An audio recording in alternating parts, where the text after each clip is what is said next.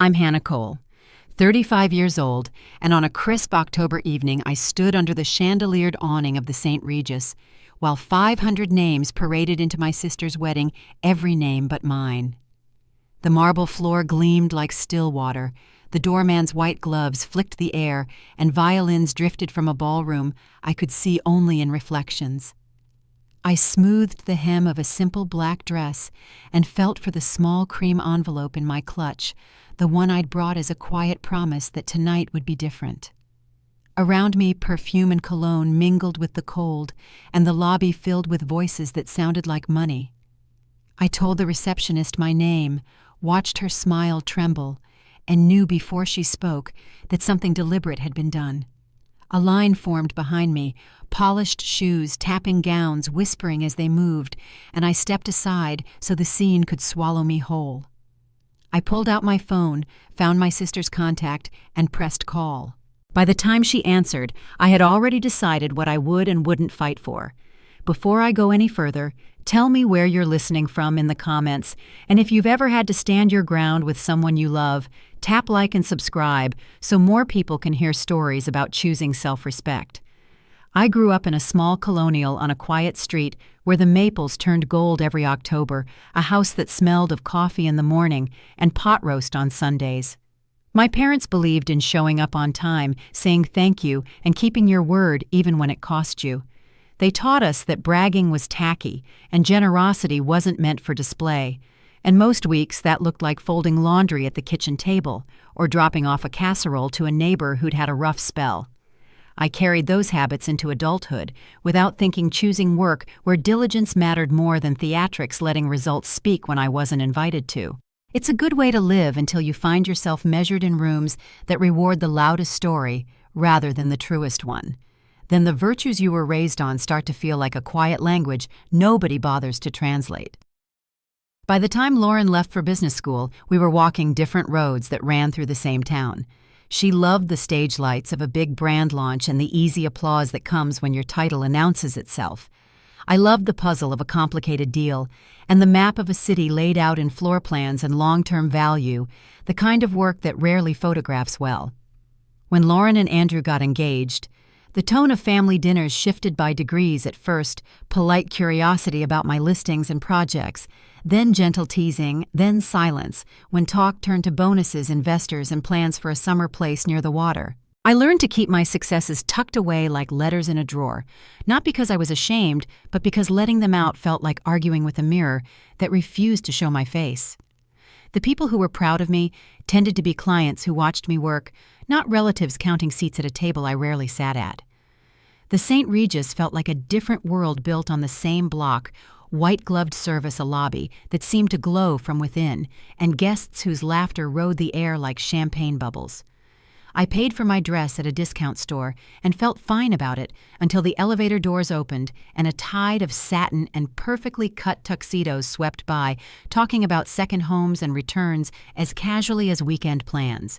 The contrast wasn't new, but the scale of it sharpened edges I'd learned to sand down. It wasn't the money itself that put distance between us. It was the way money became the story, the way it was held up as proof of belonging. At the desk, when the iPad didn't have my name and the coordinator was on her way, I saw it clearly. The stage, the audience, the version of family where value was something printed on a place card.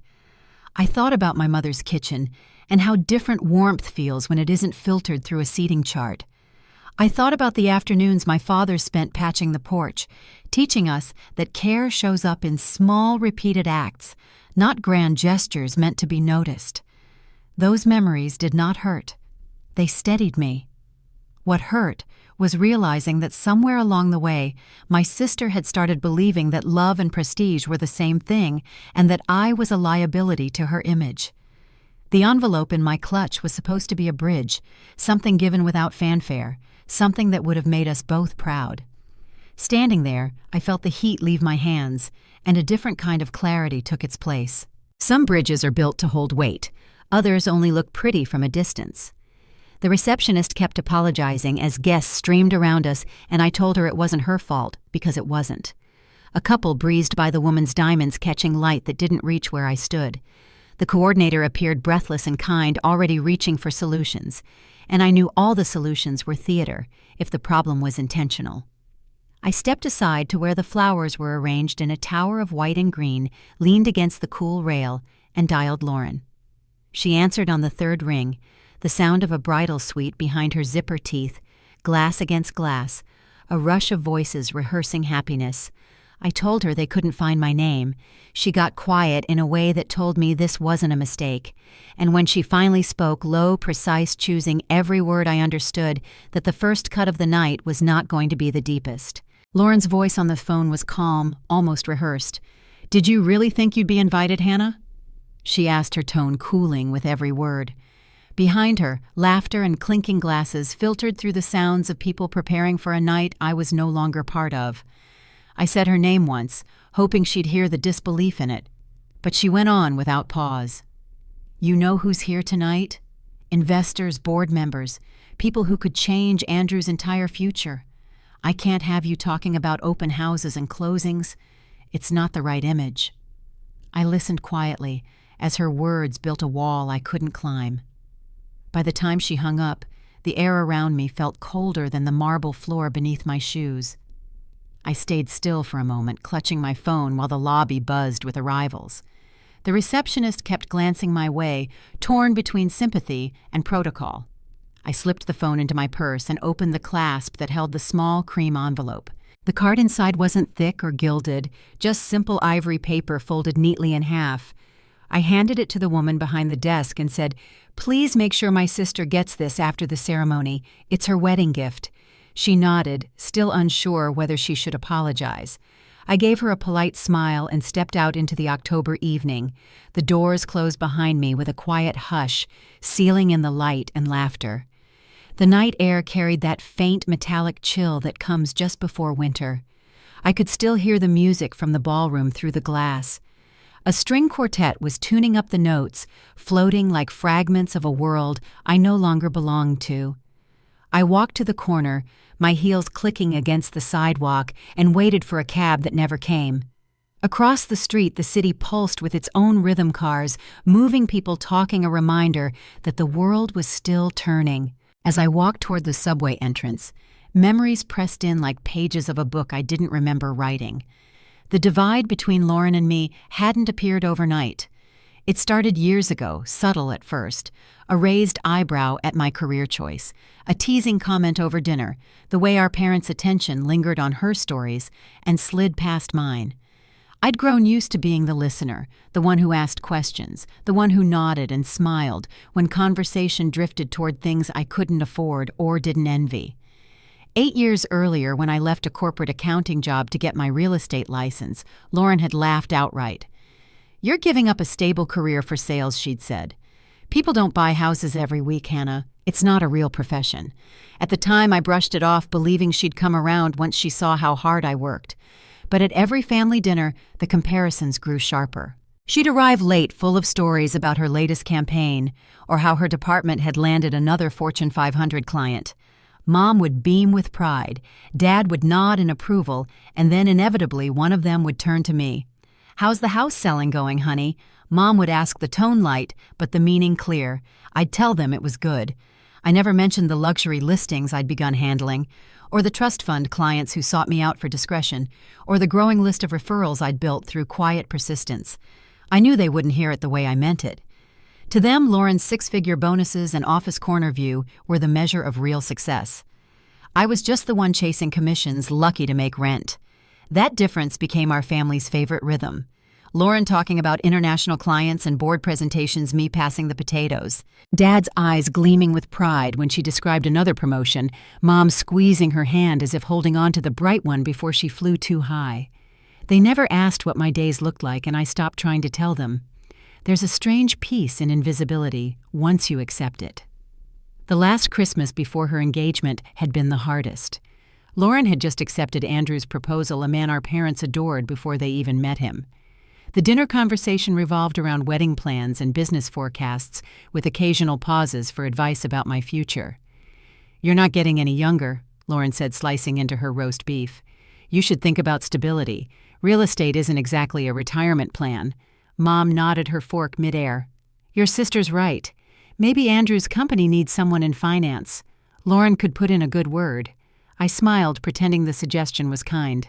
I'm doing fine, I said, which only made Lauren laugh. Fine isn't thriving, she replied. Dad chuckled in agreement, raising his glass. I thought about mentioning the Blackstone opportunity, then the meeting that could change everything, but I kept it to myself. I'd learned that defending my choices only made the table heavier with pity. Still, it wasn't only my parents who drew the line between us. When Lauren got engaged, I found out from her social media, not her voice. A perfectly staged photo of her hand, the diamond catching sunlight, captioned with a neat, "He said yes." By the time I called to congratulate her, she had already told everyone else. "Oh, Hannah," she said, distracted, "I meant to call. Things have just been so busy." Her laughter in the background sounded like applause. A few weeks later, Mom accidentally sent me a screenshot from the family's group chat, the one planning the wedding details. There were cousins, aunts, our mother's church friends, even old neighbors, everyone except me. When I asked about it, Mom hesitated.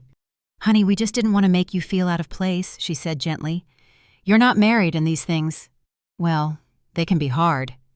I remember laughing quietly after hanging up. Apparently not having a husband meant I couldn't understand flowers or seating charts. The months leading up to the wedding became a long rehearsal for my absence. I watched from the sidelines as Lauren built her perfect celebration, my role shrinking with each announcement. The bridesmaids were her college friends, and Andrew's sister the speeches assigned to colleagues who understood her journey. When our aunt asked why I wasn't in the wedding party, Lauren laughed. "Hannah's not really the bridesmaid type. She's more comfortable behind the scenes." Behind the scenes. That phrase clung to me. It meant unseen but useful, like a coat rack or a spare key. I told myself it didn't matter. I'd go clap at the right moments and leave before midnight. But when the invitation arrived, my name spelled correctly, and everything I felt something loosen inside. For once, she was including me. So when I showed up that evening and found my name erased, it wasn't confusion that hit me first. It was recognition. The erasure had been happening in small ways for years. Tonight was simply the grand version illuminated by chandeliers and whispered over champagne. As I walked away from the hotel, I passed a shop window reflecting the ballroom's glow. For a brief moment, I could see my own reflection beside it, calm, still, a woman no longer waiting for permission to exist. My phone buzzed in my purse. A message from Mom. "Where are you? Ceremony starting soon?" I typed back, "Lauren uninvited me. I'm going home." The three dots appeared, disappeared, and appeared again. Then came the reply, "There must be a misunderstanding." I slipped the phone away without answering. For the first time in years, nothing felt uncertain. The misunderstanding had ended long before tonight. The silence between us had only been waiting for someone to name it. I turned toward the city lights, the hum of traffic rising behind me, and let the moment settle. Somewhere above, the music changed to something soft and familiar, a melody that used to play in our kitchen when we were little. I paused for one breath, then kept walking, the sound fading behind me. The cold air carried a strange peace with it. I didn't know yet what my envelope would set in motion or how far the ripple would reach, but I knew I wouldn't be turning back. Some doors close because they have to, and some nights mark the beginning of a story no one expects you to tell. The first hour after leaving the hotel felt like moving through someone else's life. I walked 3 blocks before I realized I hadn't decided where to go. The city was alive around me, horns, laughter, restaurant doors swinging open, but it all sounded distant, like I was listening through glass. I stopped at a small Italian place tucked between a dry cleaner and a bookstore. The windows were fogged, the smell of tomatoes and garlic spilling out each time the door opened. I took a table in the back and ordered pasta arrabbiata and a glass of wine. My phone lay face down beside the water glass, silent for now. As I waited for the food, I kept picturing the ballroom upstairs. I could almost see the chandeliers, the shimmer of sequins, the way Lauren must have smiled as she walked down the aisle. That room had been my family's idea of success. Gold light-polished introductions, the kind of event people brag about attending. And somewhere inside that celebration, my name had been erased. I thought about how long that had been happening, how many times I'd watched from the edge of rooms where I was technically invited but emotionally absent. Tonight just made it official. My phone buzzed once, then again, and within a minute the screen filled with notifications. Calls, texts, missed messages. I turned it over, expecting sympathy from Mom or confusion from Dad, but the first name on the screen was Lauren's. 47 calls in less than an hour. Her texts came one after another. "What did you do? Call me right now? Please, Hannah, answer me." I scrolled without replying. Then came Mom's messages, frantic and disbelieving. "What happened? Your sister's in shock. Everyone's talking." The waiter returned with my meal, setting down the steaming plate as the phone kept buzzing against the wood. He hesitated, watching my expression. "Everything all right, miss?" I nodded. "It's perfect." I powered the phone off and slid it into my bag. The restaurant was quiet, except for the clink of cutlery and the soft hum of conversation. I twirled the pasta onto my fork and ate slowly, every bite grounding me a little more. I knew what was in that envelope, and I knew exactly why Lauren was panicking. It wasn't a cruel trick. It wasn't revenge. It was truth, something she'd never thought I carried. Inside that envelope was my new business card, freshly printed the week before Hannah Cole, Senior Vice President, Real Estate Acquisitions, Blackstone Real Estate Partners. On the back in my handwriting, I'd written a note meant to be read aloud during her reception. I'd been holding that card for weeks, waiting for the right moment to surprise her. It was supposed to be a joyful reveal, the kind that turned all those years of dismissal into laughter and pride. Along with the card, there had been something else, a small silver key tied with a white ribbon. That key belonged to the 3-bedroom penthouse on the Upper East Side, the one Lauren had called her someday home. 6 months earlier, I'd found the listing while scouting properties for a client. The owner was going through a quiet divorce and wanted a fast sale. I knew the building, the market, and the timing better than anyone else. It was listed at $2.8 million, but I had leverage and cash ready. I made the offer that afternoon, closed within 30 days, and put the key in a safety deposit box. I'd planned to hand it to her during her wedding toast, a way to tell her that family still mattered, no matter how small she'd made me feel. Then the call at the check-in desk changed everything. I thought about that moment again, the hesitation in her voice before she said it. She hadn't stumbled over her words. She had chosen them carefully, just as she'd chosen the version of me she wanted to believe in. The woman who couldn't afford her rent, the sister whose career didn't count, the one who should have been grateful for a seat near the back of the room. I finished my meal and watched the lights flicker through the restaurant window. Outside, couples walked arm in arm, some heading toward the hotel where the reception must still be going. I wondered if she'd already opened the envelope. I pictured her face, first confused, then annoyed, then shocked as she read the words I'd written. "I was going to announce this tonight and give you the keys to the Riverside penthouse. Since successful people don't belong at your wedding, I've donated the property in your name." By the time I reached my apartment, the city had gone quiet. My phone was still off, and I left it that way. The next morning, sunlight cut through the blinds, and I finally turned it back on. The screen lit up with a flood of missed calls and voicemails. Lauren, Andrew, Mom, even a few numbers I didn't recognize. The first message was Lauren's voice, sharp and frantic. "What kind of joke is this, Blackstone, a penthouse? Call me back and explain." The 10th message sounded different. Her voice cracked. I looked it up. "Hannah, it's real.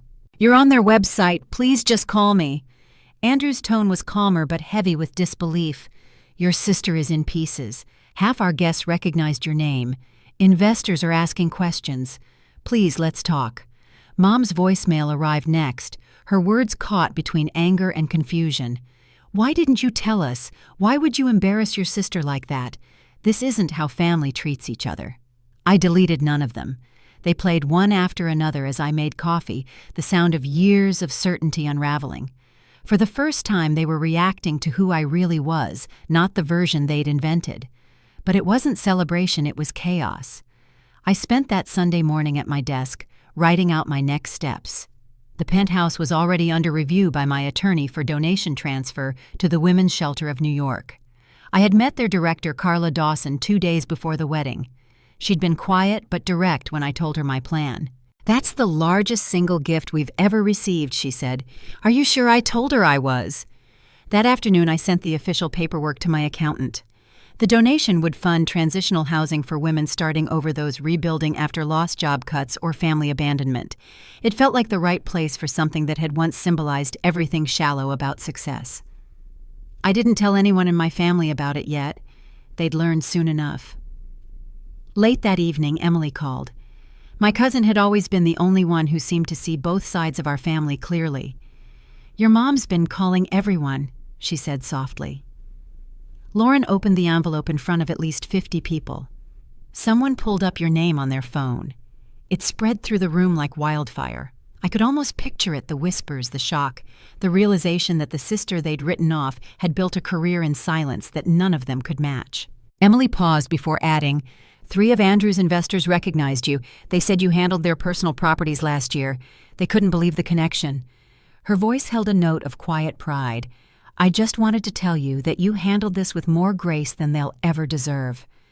I thanked her and said I needed some time before I talked to anyone else. After we hung up, I sat by the window watching the lights of the city stretch toward the horizon. Somewhere out there, my family was trying to rewrite the story, to make sense of it, to turn shock into control, to smooth out the public embarrassment. I knew what would come next. The invitations to talk, the pleas for forgiveness, the questions meant to reclaim the upper hand. I wasn't angry anymore. I was simply finished. When my phone rang again, I let it go to voicemail. The call was from Dad. I didn't play it right away, but I already knew what he'd say. Calm, reasonable, asking me to come home and explain as if the facts could be softened by tone. But some truths don't need explaining.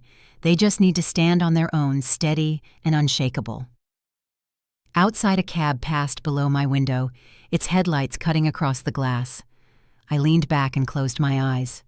The sound of the city was steady, familiar, almost comforting.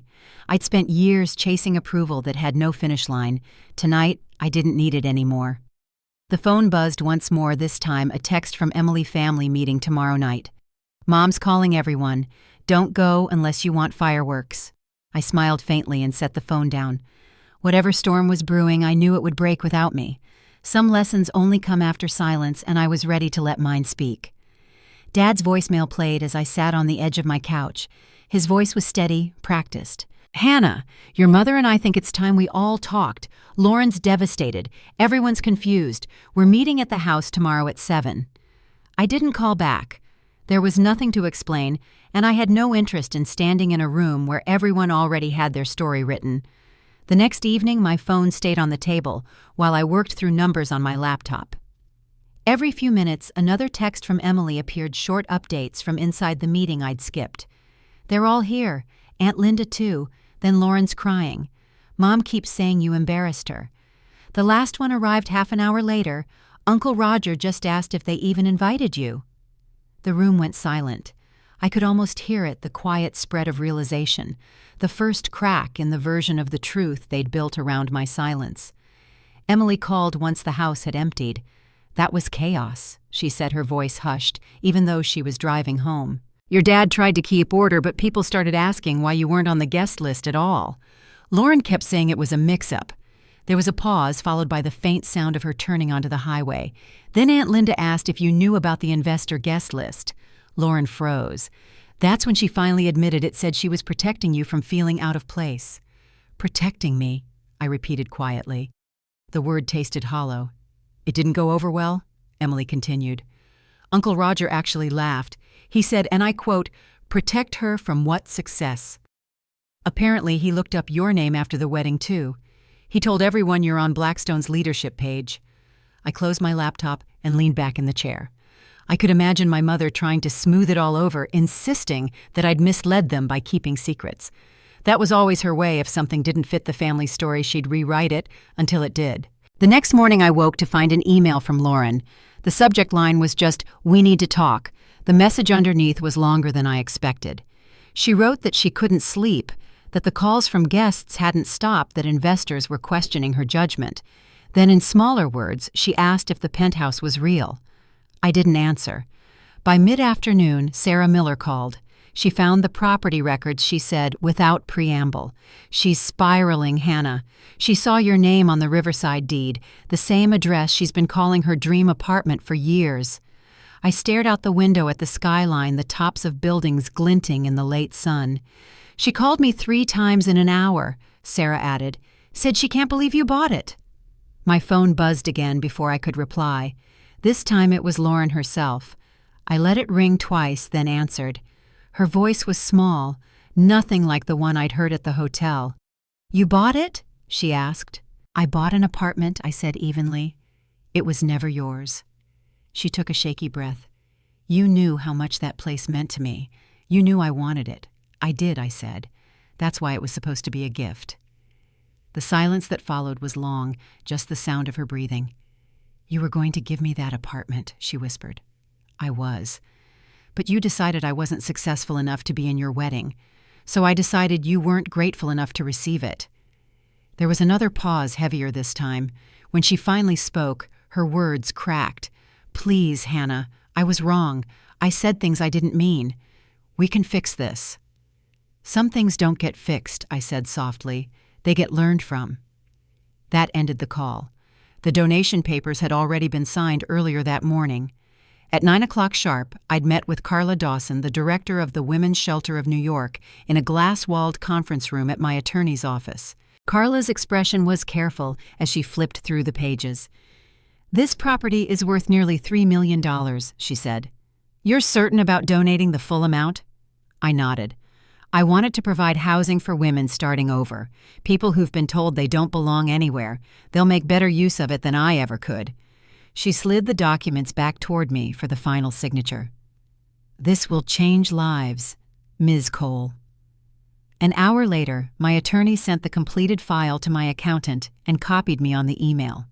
The subject line read, "Riverside Transfer Donation Confirmed." By evening, the news had already reached Lauren. She must have seen the copy of the tax receipt sent automatically to her email. The calls started again, 17 from her, 10 from Andrew, 23 from Mom. I answered none. Instead, I sat in my office, floor-to-ceiling windows framing Park Avenue, while my assistant Nolan brought in coffee. "You have multiple messages marked urgent," he said. "A man named Andrew Parker and someone named Lauren. They've both called reception several times." "Add them to the no-call list," I said without looking up. He hesitated, then nodded. "Of course." That was what I loved most about my job. Now clarity structure boundaries that didn't bend for guilt or family. Later that night, another message came from Sarah. "Lauren told everyone you gave away her apartment to charity." A minute later, another text followed. "Uncle Roger said it wasn't her apartment if she never bought it. She left crying." I set the phone down and turned back to my work. The numbers on the screen were straightforward, clean and true, something that couldn't be manipulated by anyone's opinion. The next 2 weeks were quiet, at least on the surface. Lauren's social media went silent, the cheerful posts replaced by nothing at all. My parents didn't call. Even Emily stopped sending updates. I buried myself in new acquisitions, closing 2 large deals before Thanksgiving. Then one Tuesday morning, Nolan called from the lobby desk. "Ms. Cole," he said carefully, "there's a woman here insisting she's your sister. Security has stopped her, but she's asking to come up." I turned toward the monitor on my desk. The camera feed showed Lauren standing at the reception counter, her usual confidence replaced by exhaustion. She wore a tailored suit, but it hung loose, as if she hadn't eaten in days. Her phone was clutched in one hand, her voice pleading with the security officer. "Tell her she doesn't have an appointment," I said quietly, "and to schedule one through the proper channels if she needs to speak with me." "Understood." Before he hung up, he added, "She says she only needs 5 minutes." "Policy is policy," I said, and ended the call. A few seconds later, my phone buzzed again. Lauren's voicemail notification.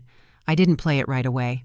When I finally did, her words came through low and broken. "I know I hurt you. I know I was wrong. But we're sisters. That has to mean something." I looked at her, still standing on the screen, waiting for a door that would never open. The message ended, but I kept the phone in my hand a while longer before setting it face down. Then I opened my email and began to type. "Lauren, boundaries are not suggestions. They're choices we make to protect what we value.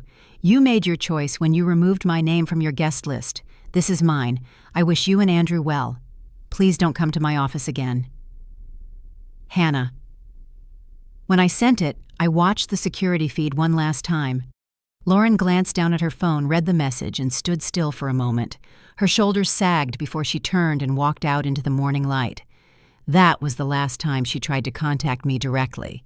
What followed was quieter but deeper, the ripple effect of truth through all the circles she'd tried to impress. The investors, the friends, the colleagues who had watched her humiliation unfold at the wedding. And soon, consequences would reach even further than she imagined. The phone on my desk buzzed again, an internal message from Nolan reminding me of a 10 a.m. meeting with new clients from California. I straightened the papers in front of me and took a breath. There was work to do, and a story I no longer needed to defend. Outside my window, the city shimmered with early light, a calm before a storm that no longer belonged to me. It started quietly. A few calls that went unanswered, a handful of texts I didn't respond to. I thought silence would be enough to settle the noise, but it turns out silence can echo louder than anger. Within weeks, I began hearing about the fallout, not from my family, but from people who barely knew they were part of the story. One afternoon, Nolan walked into my office holding a printed article. "You've seen this?" he asked. Across the top of the page in bold letters was a feature from a financial magazine, Blackstone's Young Executives to Watch. My photo sat alongside 4 others. The piece mentioned the portfolio I managed, the record-setting returns, and the firm's expansion under my division. I skimmed it, nodded once, and told him to file it.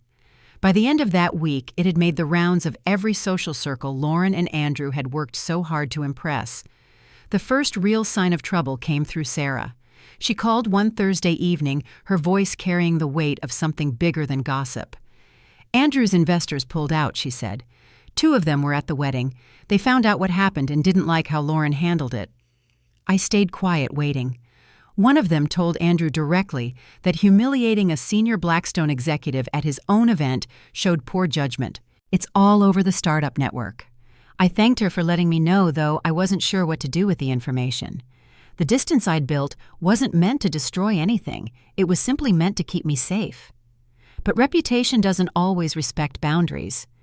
By the next week, more stories reached me. Lauren's name had been quietly removed from a few charity committees she'd joined after the wedding. A board she'd just been invited to had reconsidered citing public image concerns. 3 weeks later, the shift reached Andrew. He'd been called to an emergency board meeting, something Sarah confirmed through the family grapevine. The issue wasn't his performance, it was optics.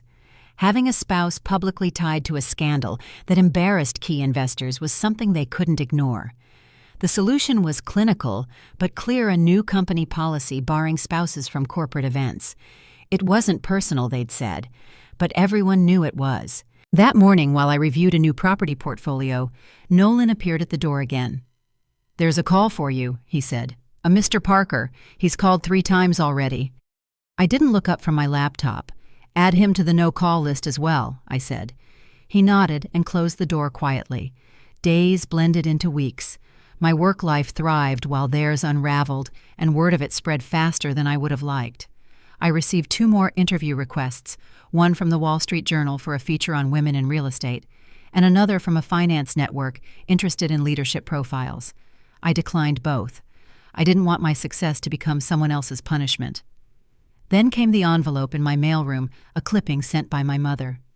It was the journal article laminated with a sticky note that read, "So proud of you. Always knew you'd make it." The handwriting was hers, but the memory of all the times she doubted me came with it. I placed it in a drawer without reply. Emily called the following weekend. "Lauren hasn't been back to work," she said. "She told people she's taking a mental health break. Everyone knows what that means." I could hear the discomfort in her voice, the tug of empathy mixed with exhaustion. "Mom's still defending her," she added. "She keeps saying it was a misunderstanding, that you overreacted." "I didn't react," I said quietly. That was the point. By December, the silence between us had grown into something more permanent. Holiday invitations came and went without my name. My parents sent a group message to both of us pretending things were fine. Lauren didn't reply, and neither did I. Instead, I spent Christmas Eve at a quiet dinner with a few colleagues who had become my chosen family people who valued presence over performance. January brought new challenges, but not the kind that weighed heavy. My work expanded into a larger portfolio, and I began traveling between New York and Chicago for development projects. It was on one of those trips that I met Mark Bennett, an architect contracted on one of our high-end properties. He was easy to talk to, steady, unpretentious, the kind of man who didn't flinch when I mentioned long hours and late-night calls. We met for coffee after a meeting and ended up talking for hours about cities, buildings, and the strange comfort of ambition that doesn't need applause. A few months later, our paths crossed again, this time on purpose. Dinners turned into late evenings into weekends, spent walking the city, rediscovering it not as a battlefield, but as something alive and generous. I didn't tell my family about him. There was no reason to. This part of my life felt untouched by their noise, and I wanted to keep it that way. By spring, Lauren's situation had shifted again. Sarah filled me in over lunch. Andrew kept his position, but things aren't the same. They've stopped posting altogether. Some of his old colleagues barely speak to them. She hesitated, then added, Lauren tried to get back on one of her committees, but they declined. Politely, of course. It was strange hearing about it from a distance, like listening to a story where I used to be a character but wasn't anymore. I didn't feel triumph or satisfaction, just a quiet understanding that everything had settled where it was meant to. Then one afternoon an email arrived from the Wall Street Journal with the subject line, Feature Confirmation Young Leaders in Real Estate. I hadn't realized they'd gone ahead without my formal response. My assistant had confirmed the interview weeks earlier by accident, sending over my professional bio and headshot. The feature ran online that same day, accompanied by an article highlighting new leadership in the luxury market. My name appeared prominently along with quotes from colleagues describing my management style and strategic vision. I didn't think much of it until the next day when Sarah texted a photo. It showed Lauren at her desk, the printed article spread across her keyboard, eyes red from crying. Beneath the photo, Sarah wrote, "She keeps telling people you're just going through a rough patch, that you'll come around eventually." I sat back in my chair and stared at the message for a long time. The idea of coming around had always meant one thing to my family, returning to their definition of belonging. But that world no longer fit. That weekend, Mark and I met for dinner at a small bistro on the Upper West Side. He asked about my family gently, the way people do when they already sense the answer. I told him the truth that some bridges are better left burned, that I'd found peace in quiet places where people didn't measure worth by titles. He listened without interrupting, his hand resting over mine on the table. When I returned home that night, there was a letter waiting in my mailbox. The envelope was thin, addressed in my mother's handwriting. Inside was a short note. "She's still your sister. Family forgives. Please call her." I placed it beside the old laminated article in the drawer and closed it. Outside, the city was alive with noise and light, but my apartment felt steady and calm. It wasn't loneliness. It was clarity. The life I'd built was finally my own. Still, I knew the story wasn't over. Family doesn't disappear quietly. It circles back, trying new angles, new apologies, new ways to reclaim what they lost. And deep down, I sensed that Lauren wasn't finished either. She had built her identity around control, and now that it was gone, she would look for something, anything, to rebuild it with. I didn't know when that next chapter would come, only that it would. And when it did, I'd be ready to meet it not with anger, but with the same calm that had carried me this far. It was early spring when the call from the Financial Times came through. My promotion to executive vice president had gone public that morning, and the announcement was already circulating across several business sites. The article was brief but flattering, highlighting the billion-dollar portfolio I now managed and the team I'd built from the ground up. I wasn't planning to make a big deal of it, but news tends to travel quickly in the circles my family used to chase. That same day, Sarah called. She saw the article, she said quietly. Lauren printed it out. She was crying at her desk. I didn't say anything, just waited. "She's telling people you two are going through a rough patch, that you'll reconcile soon." The way Sarah said it, gently, almost apologetic, told me she didn't believe it either.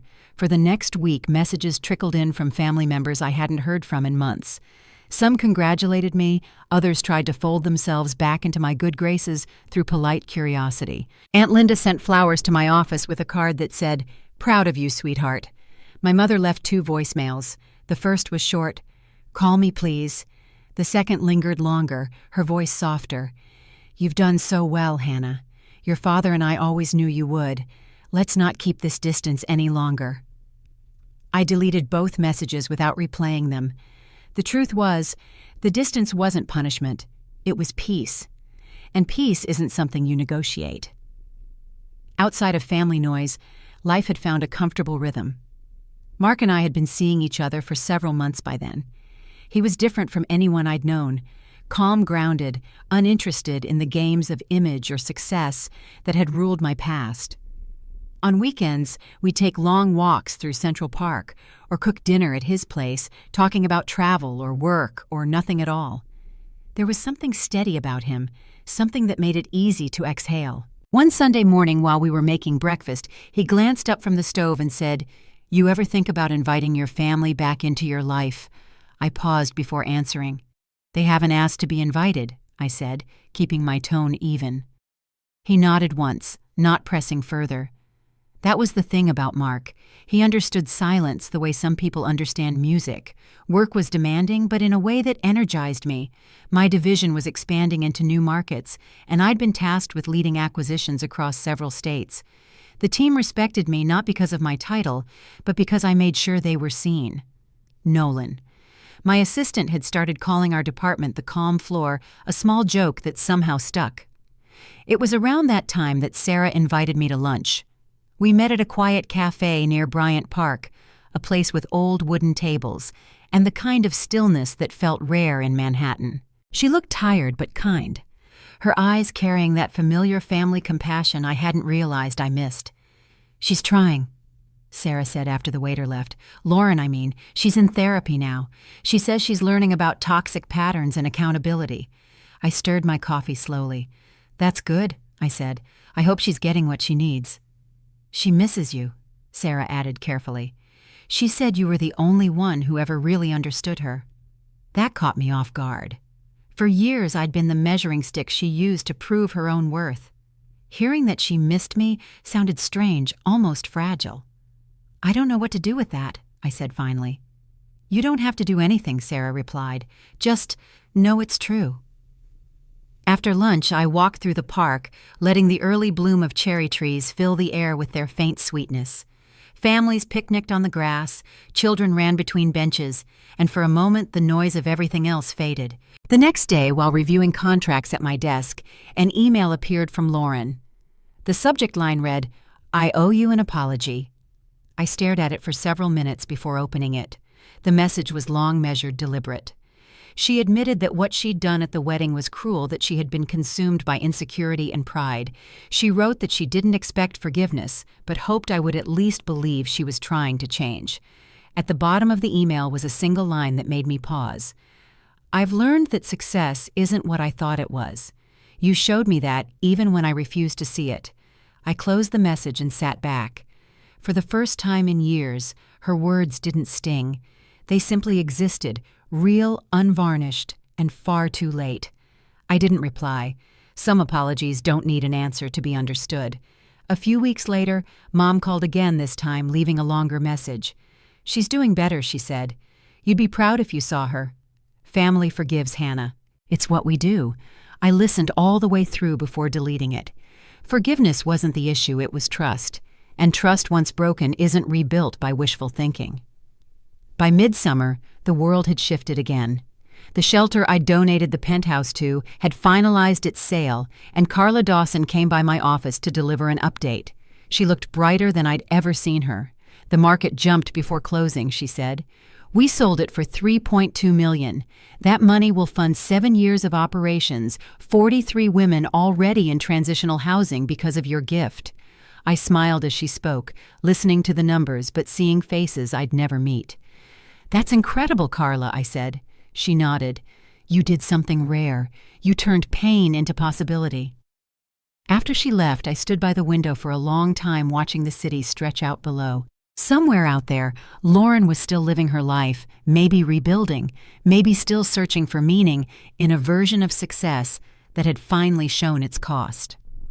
That evening, Mark and I met for dinner at a small restaurant downtown. The lights were low, the hum of conversation soft enough to feel private. He reached across the table and asked how my day had been. I told him about Carla's visit, about the women whose lives had changed because of one apartment. He smiled and said, "Seems like you built something even bigger than a career." I didn't answer, just looked out at the city through the restaurant window. The skyline shimmered steady and familiar. It wasn't pride I felt, it was calm. On the cab ride home, my phone buzzed with a message from an unknown number. The preview showed only a few words. "It's been a year. I'd like to see you." I didn't have to open it to know who it was from. Lauren's timing was always impeccable, just when I'd finally learned how to stop waiting. I stared at the message until the screen dimmed, then slipped the phone back into my bag. The city lights flickered across the windshield, each one reflecting a piece of the life I'd chosen to protect. Whatever came next, I knew I'd face it from solid ground. Some stories don't end with reconciliation, they end with understanding, and I was finally beginning to understand what peace really looked like. Lauren's message had stayed on my phone for 3 days before I opened it again. Every line felt deliberate, like she'd weighed each word before pressing send. "It's been a year. I'd like to see you." Nothing more, nothing less. No explanation, no apology this time, just a request. I read it twice, then closed my phone without replying. That evening I told Mark about it over dinner. We were sitting on the balcony of my apartment, a warm wind moving through the curtains. "She wants to meet," I said quietly. Mark nodded once, thoughtful, but not surprised. "Do you want to?" he asked. I looked at the city lights stretching out below us, the hum of traffic like a faraway pulse. "I'm not sure," I said, "but I think I need to hear her out." 2 days later, I agreed to meet Lauren at a cafe near the park neutral ground, halfway between her apartment and my office. She arrived early, sitting by the window in a light gray coat, her hair pulled back the way she used to wear it in college. When I walked in, she stood up quickly, almost uncertain whether to smile. "Hi," she said, her voice softer than I remembered.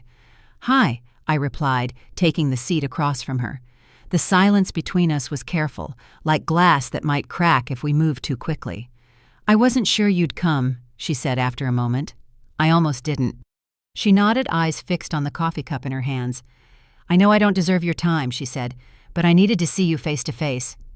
I let her talk. She explained how the last year had unraveled everything she thought she knew, how the fallout from the wedding had followed her everywhere. Andrew's company had survived, but their marriage hadn't. "He left 6 months ago," she said quietly. "He said I cared more about appearances than people." Her voice trembled on that last word. "I didn't come here for details, Lauren," I said gently. "I came because I wanted to know what this was about."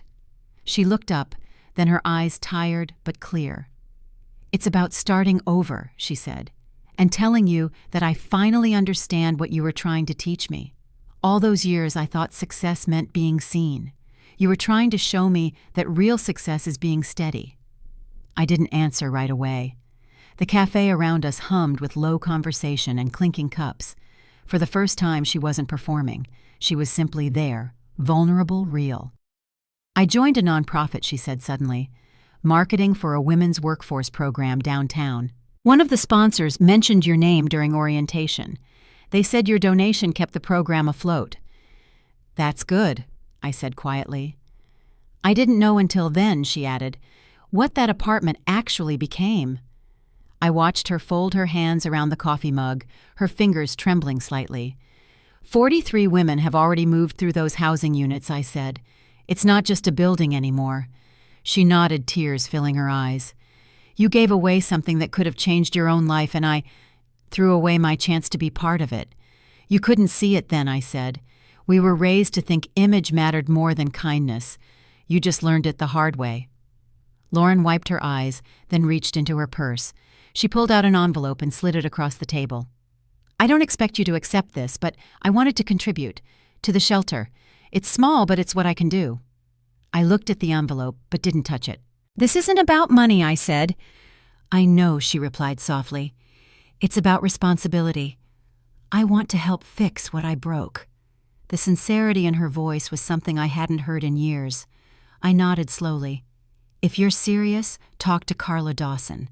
She'll know where help is needed." A small smile crossed her face. I already did.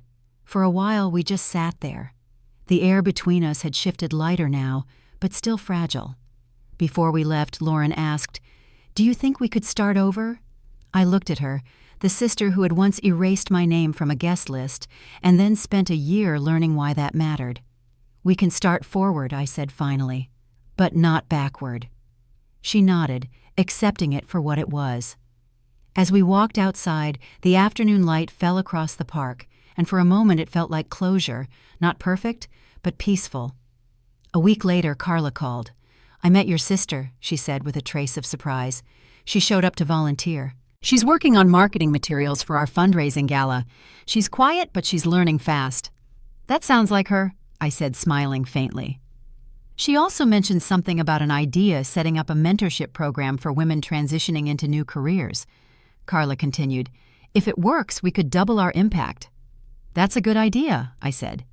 It struck me then that the woman who had once cared only about appearances was now rebuilding lives behind the scenes. Maybe people do change slowly, painfully, but sometimes for real. Later that month, I was invited to speak at a leadership conference about ethical development in real estate. When the introduction mentioned my donation to the shelter, the audience applauded longer than I expected. As I looked out at the crowd, I spotted a familiar face in the third row, Lauren seated quietly beside Carla. She didn't wave or call attention to herself. She just listened. Afterward, she waited by the stage steps. "You were amazing," she said. "Thank you," I replied. Carla joined us, her smile warm. "Your sister's been one of our best volunteers," she said. "You two make a good team." Lauren blushed slightly. "We're getting there," she said, glancing my way. We walked out together into the evening, the city lights flickering above us.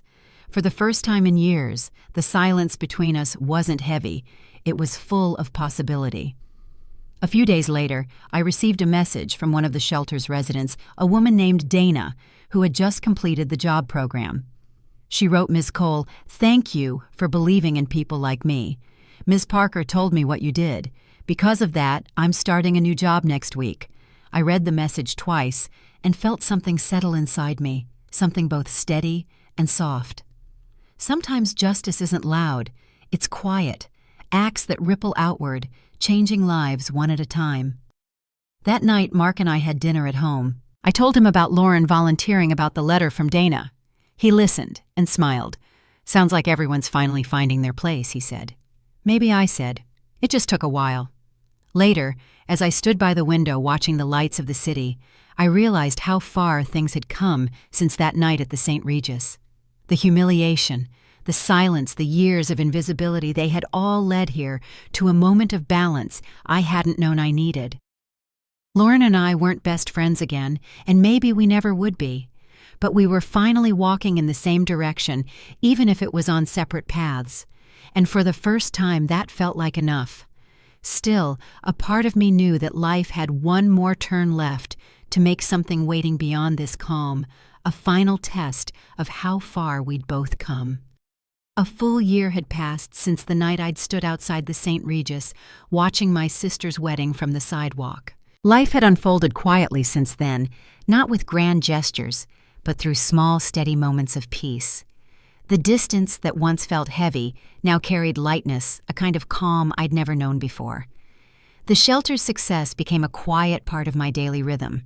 Every few months, Carla Dawson would send updates numbers at first, then stories. One letter described a woman who'd fled an abusive marriage and rebuilt her life through the transitional housing program.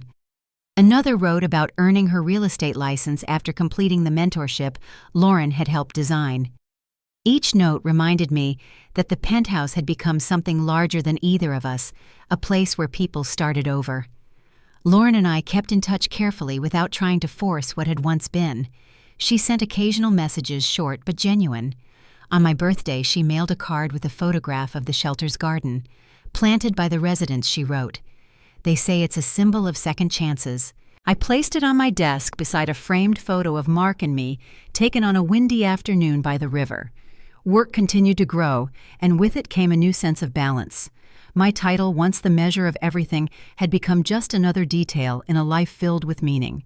I mentored younger women in the company, reminding them that strength isn't about being loud, it's about standing firm when no one's watching.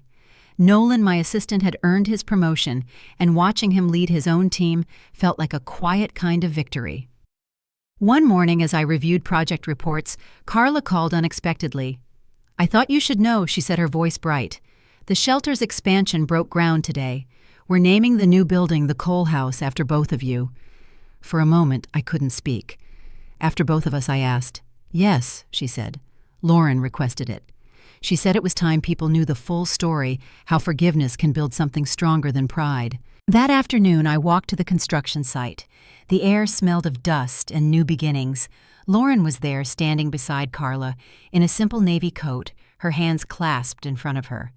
When she saw me, she smiled, tentative but sure. "I didn't want to do this without you," she said. I stepped forward, and for the first time in years, we hugged. It wasn't dramatic or tearful, just steady, like two people choosing peace over pain. As the ceremony ended, we stood together watching the first beam being lowered into place.